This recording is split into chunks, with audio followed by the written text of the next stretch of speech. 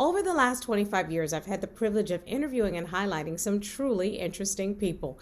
I mean, everyone who is anyone, both the famous and the infamous.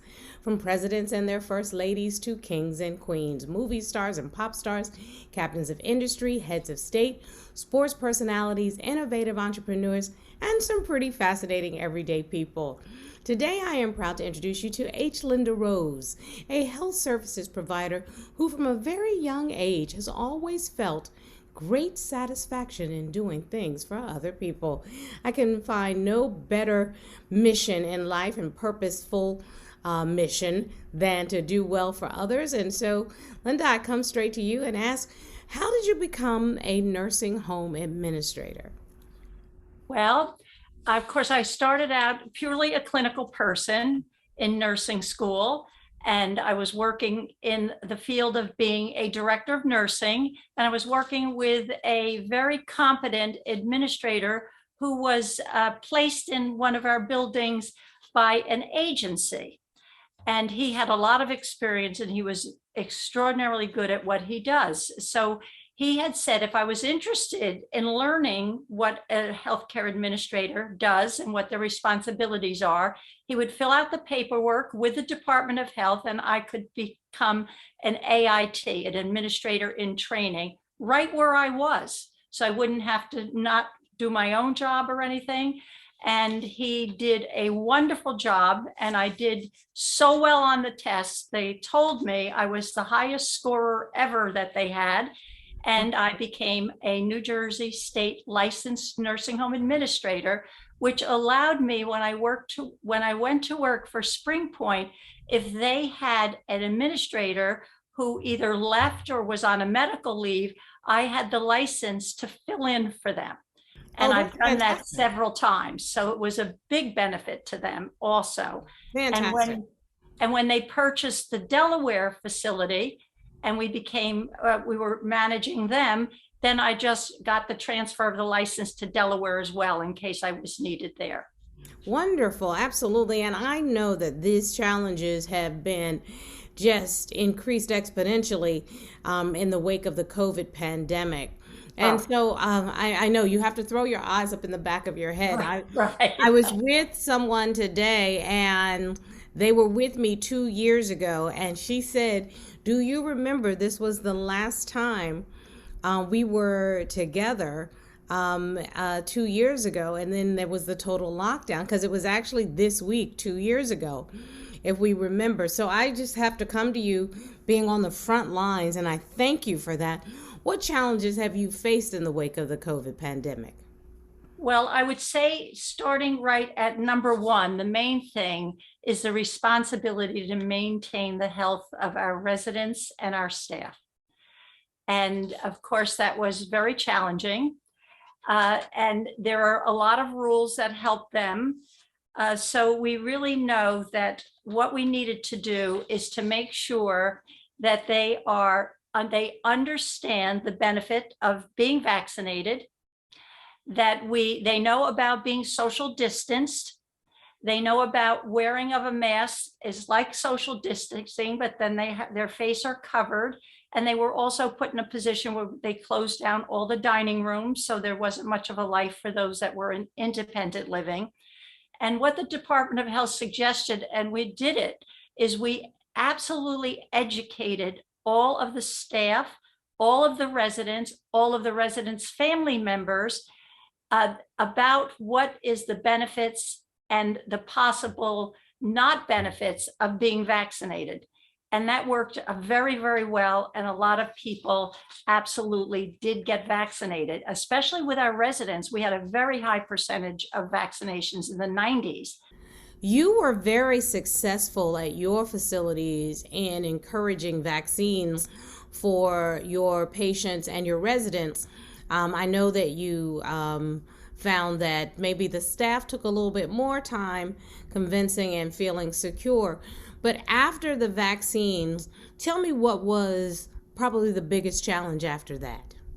Well, making sure that everyone was tested as required. And again, it's based on how many cases there are in the county where the facilities are located. So they were pretty big areas that had to be covered. But everyone was very cooperative, and we got the results of the testing in within 3 or 4 days. Mhm. And we kept the cases down. It was very, very good. Then the other thing that we had to really deal with was making sure that the appropriate PPE, that's the things that they have to wear to protect themselves, the staff, was available. And the requirements are very, very high, that we have to have, I think, 3 months supply available to us. And thank goodness we have a wonderful person that manages supplies, and she did make sure that we had them. So when the Department of Health comes in, which they did frequently during this time to protect their, of course, residents as well. And we had met that with no problem, and everybody was educated, and we tested their masks so we know that they were absolutely limiting anything from coming into their breathing and so on. So that worked out well. And the other big issue we had, of course, was staffing. And I'm sure you've heard that from anybody in the business, because Absolutely. not only, let's start out with the basics, is some of them got the COVID and they had to go out. They were quarantined and they were sick. So they were off duty. And then others had decided that they're not getting vaccinated no matter what we tell them. And then some of those people, as you know, the government put out a mandate as state and federal that if they were not vaccinated by a certain date, they would be released. And a lot of them made it. They changed their mind, maybe at last minute, but they did change their mind, but some of them didn't.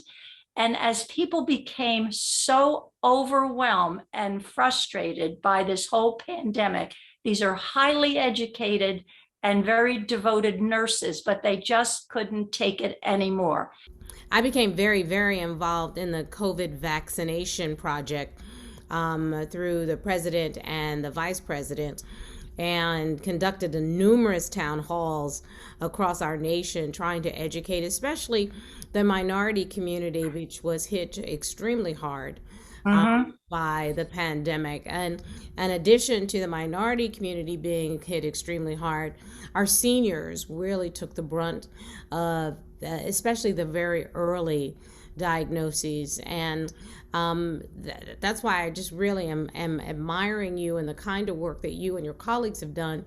So I asked Linda, what specifically interests you about geriatric nursing as opposed to any other branch? Because in my humble opinion, that's very much God's work.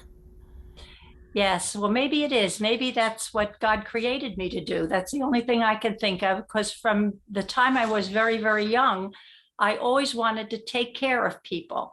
And my mom and dad, I really took care of them.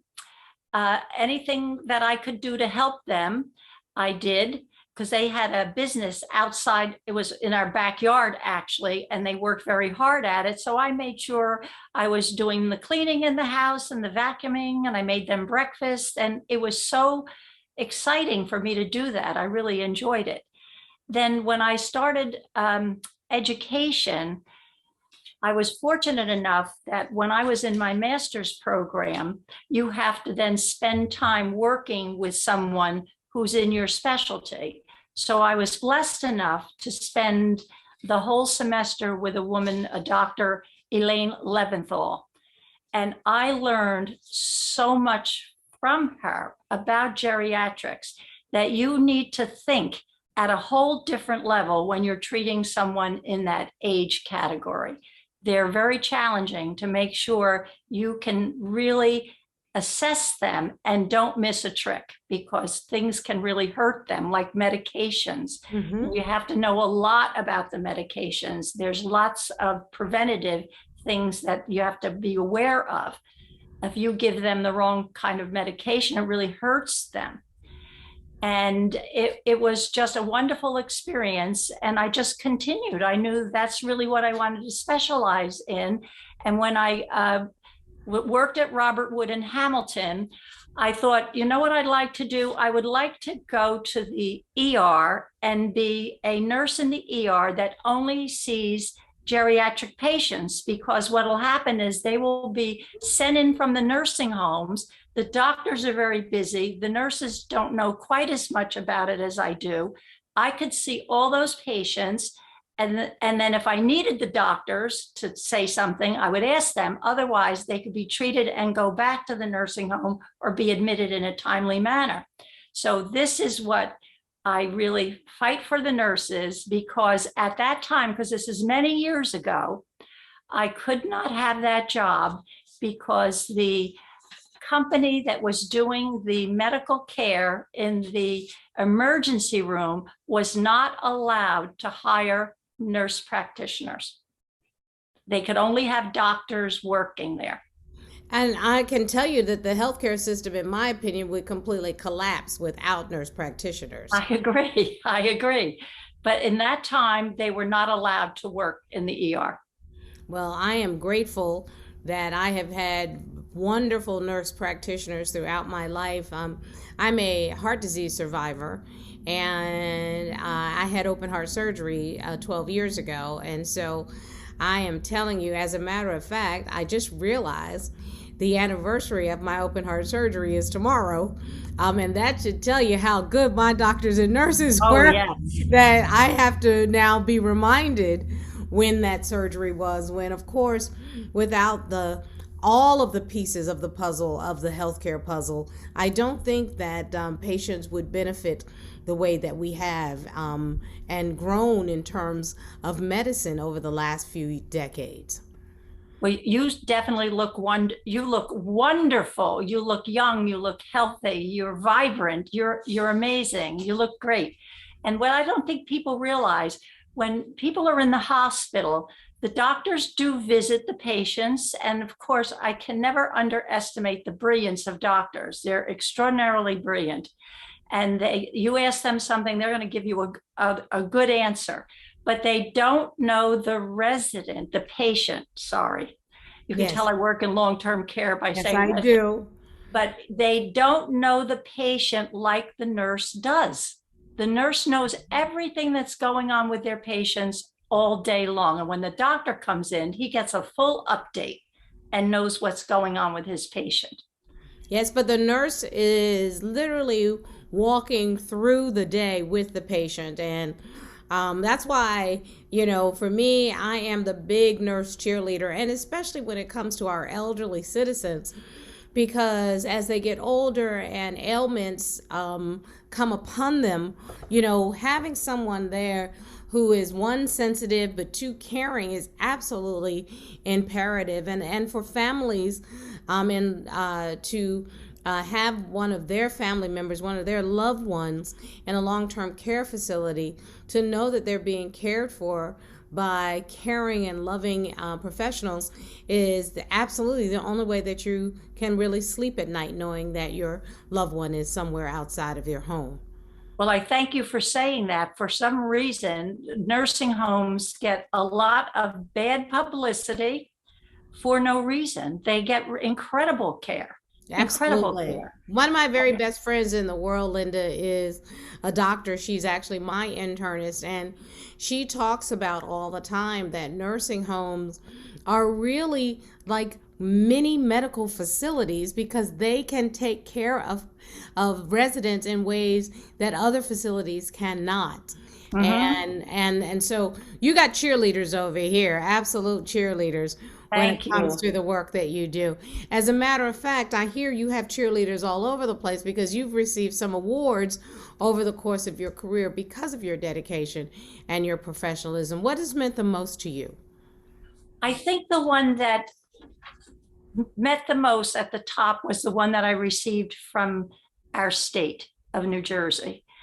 And that was for work that was done in this, it was called the Wonderful Women Working for Empowerment.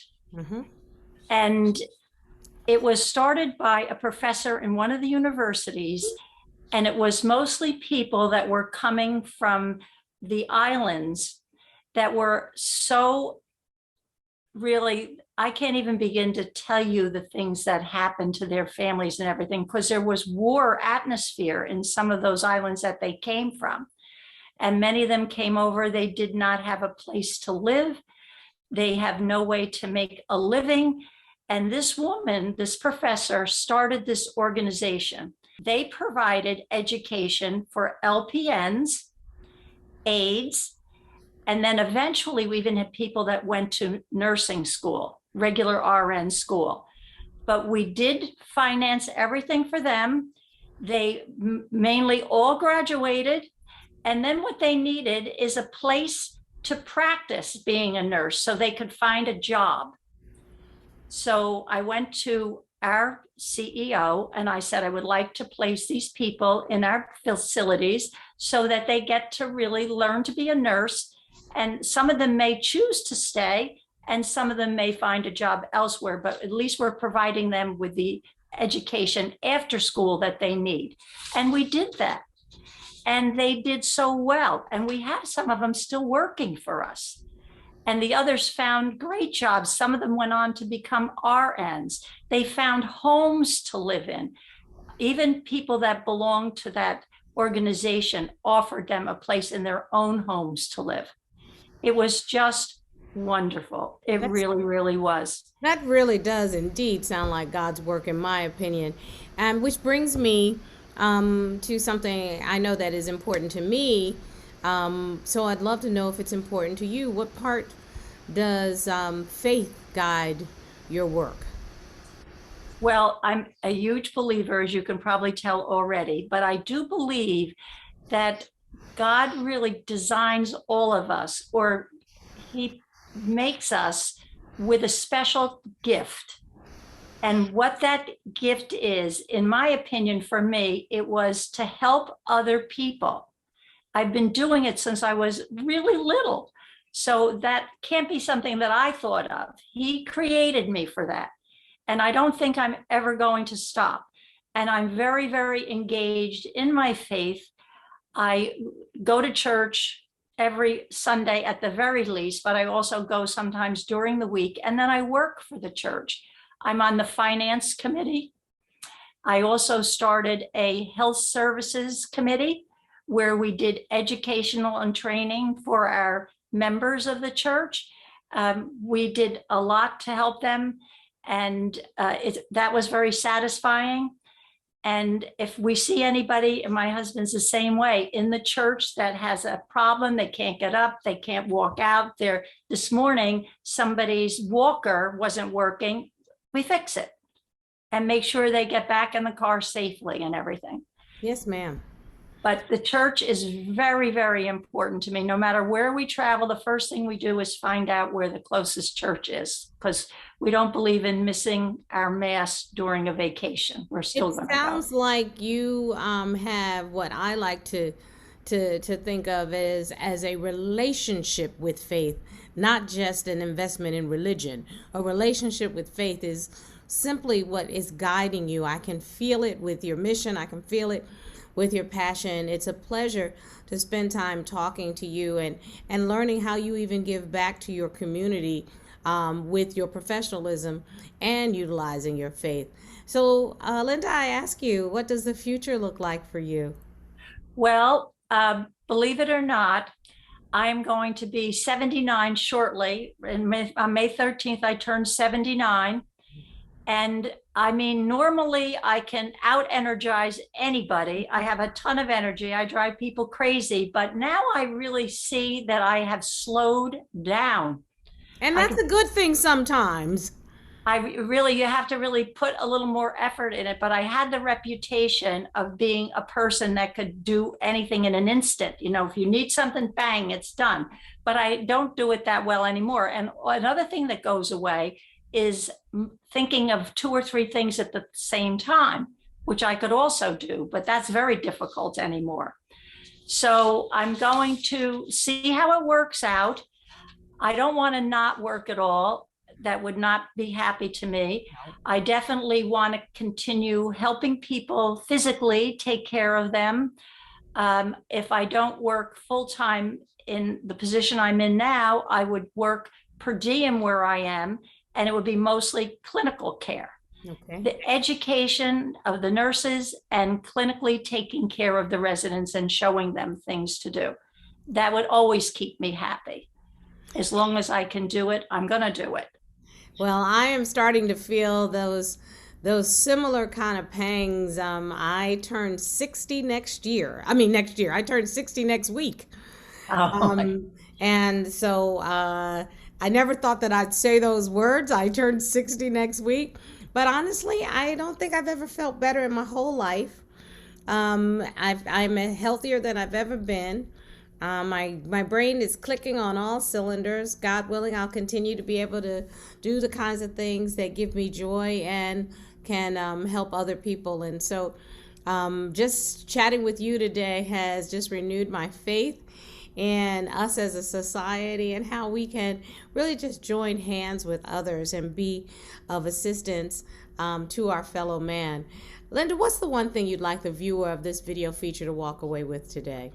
well, I made kind of a list if I can find it here. Number one, my favorite thing is, and I even found a calendar that's posted in my office on the bulletin board, and that is to be kind. Be kind. You could just start every day with just those two words. You're going to remember to be kind. I agree. And then the second one would be to help others. And you would be surprised if you get tuned into that. You're going to see in every single day, you're going to find people that are going to need your help. And it's very simple things that you can do to help them.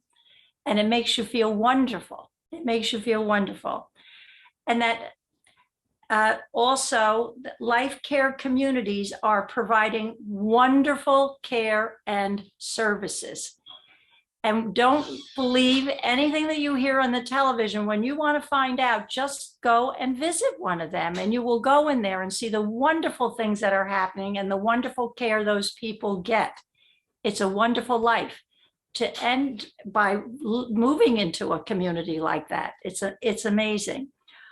Also, remember that you can always find out about the level of care in a community by going on a federal website. CMS puts it out, called Care Compare.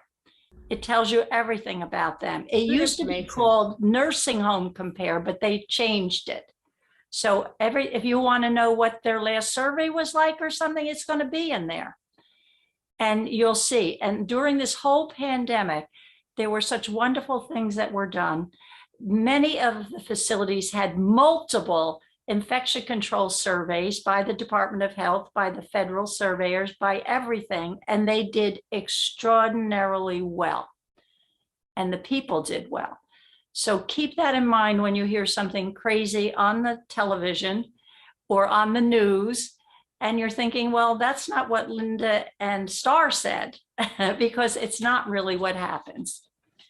It may happen, but it's not the normal or the usual.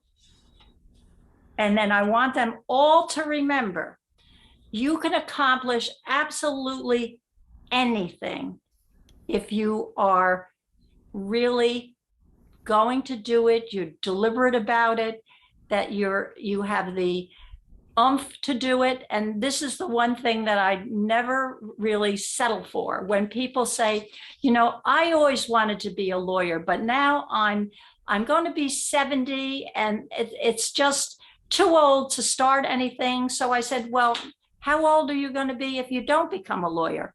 And they'll say, well, I'll still be 70. I'm like, bingo. So here's what you're going to do. Give it a try. Why not do what you always wanted to do? You can do it. You can do it. And that makes a big difference. Absolutely. Absolutely. Nothing beats a failure but a try. And time is going to march on no matter what. I'd rather be moving and doing something than stagnant, right, staying in my same place. Thank you so much, Linda, for this conversation, for this afternoon. What a wonderful way to spend the afternoon, just talking to somebody whose passion is infectious. And that's a good thing. And I thank you, because you're pretty much the same way. I watched some videos of you today. I learned a lot about you. First of all, you're absolutely a beautiful, stunning woman. Thank you, ma'am. You're so well educated. You're an attorney. You have published books. I mean, you are an extraordinarily accomplished person. So you set a wonderful, wonderful image for other people, and they can do it. Thank you, Do Linda. it. And what you didn't say, I'm not sure if you know, I was raised in New Jersey, so I'm a big fan of New There we Jersey. go. New Jersey people. I'm a Trenton girl, okay? So we are Jersey people, very much so. We are. Thank you very much and have a wonderful day. I wish you the very best, and I know you're not slowing down. Don't even try it. Thank you again. Thank you so much. And it was absolutely a great pleasure to meet you. Thank you so much.